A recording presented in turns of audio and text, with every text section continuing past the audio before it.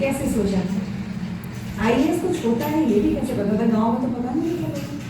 जी जी હવે આઈએસ કોણ છે Actually- જોયો તો ને પેલો ફોટોગ્રાફી પેલો વિડિયો બતાવ્યો તો બધા પોલીસ વાળા સલામત ગાડી એ આઈએસ કોણ આઈએસ બને છે તો આપણા જેવા ગરીબ માણસો બને છે कि जब मैं 5वीं कक्षा का छात्र था तो उस समय एक चैप्टर हुआ करता था कि जिला प्रशासन। तो फिर मैंने पूछा था अपने सर से कि सर जिला का मालिक कौन होता है? तो उन्होंने कहा था डीएम होता है। तो फिर मैंने कहा कि वो करता क्या है?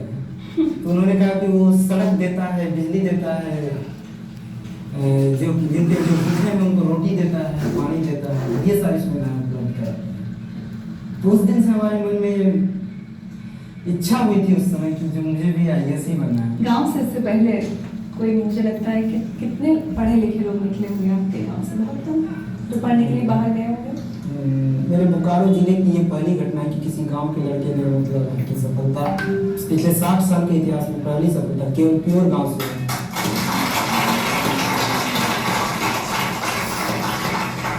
झारखंड से दिल्ली आए थे आप तैयारी करने के लिए? जी हाँ, ग्रेजुएशन करने के तुरंत बाद मैंने सोचा था कि दिल्ली जाके तैयारी की।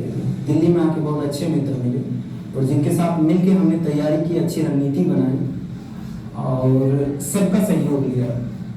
मैं मानता हूँ कि यूपीएससी जो है सहयोग और सहयोग दो चीज़ की परीक्षा है। आज मैं आपके सामने खुशी हो गई है। उधर देखिए भैया, हम लोगों ने एक सपना देखा था, तुम्हें लाल बत्ती मिले, हमें हमारा परिवार सुधरे, हम लोग भी अपने जो सामाजिक प्रतिबद्धता है जो हम लोग चाहते हैं वो हमें मिले। बाबूजी ने तुम्हें हर वक्त कहा कि भैया कि बेटा अपने सपनों की उड़ान को कमजोर मत करो, पंख फैला के उड़ो जितना हो सकता है। उनकी पढ़ाई और हमारी वो थोड़ी थोड़ी हो सकता है हमारी जो जरूरत है उसके भी समझौता किया गया, लेकिन उनके पढ़ाई के साथ कोई समझौता नहीं।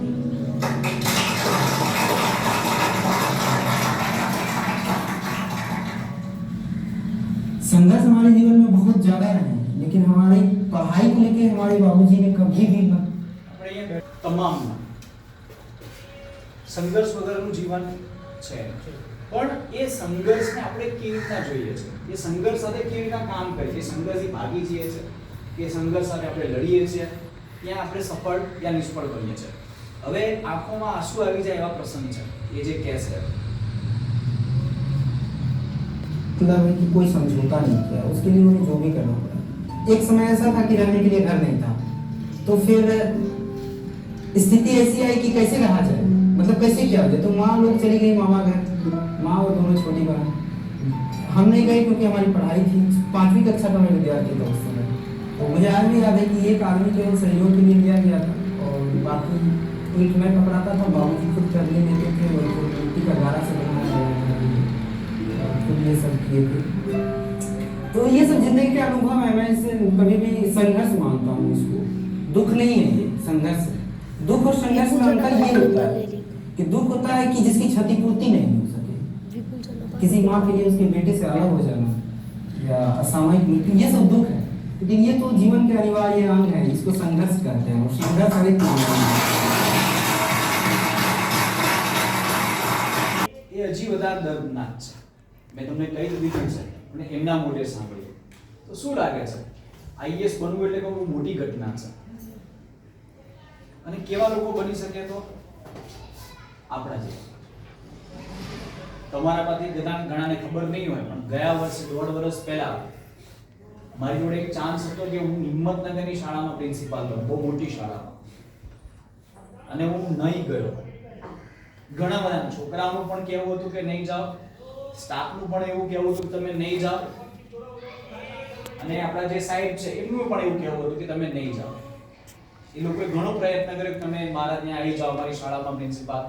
પણ મેં એક સપનું જોયું છે જ્યાં 18 વર્ષ હું રહ્યો છું આ ગામમાં, અને ઘણાના ઘરે હું આવ્યો છું, ગામડામાં હું આવ્યો છું, ને આપણે એની ગરીબી જોઈ છે। હું 2039 માં રિટાયર્ડ થવાનો છું, પણ મને એવું છે હું 2039 માં રિટાયર્ડ થઈને પહેલા આપણા ગામમાં 5 આઈએએસ બની જાય અને 5 આઈપીએસ બની જાય અને મોટી પોસ્ટ ઉપર પહોંચે તો જ અહીંયા મારું વહેલું લેખે લાગે અને એક શિક્ષક તરીકે એનું કામ કર્યું અને સફળ શિક્ષક બન્યા એવું આપણને લાગે. એ સપના સાથે આપણે કામ કરીને આજે તમને અહીંયા બોલાવ્યા છે. કારણ કે આપણને જ ખબર નથી કે ભણવું એટલે શું.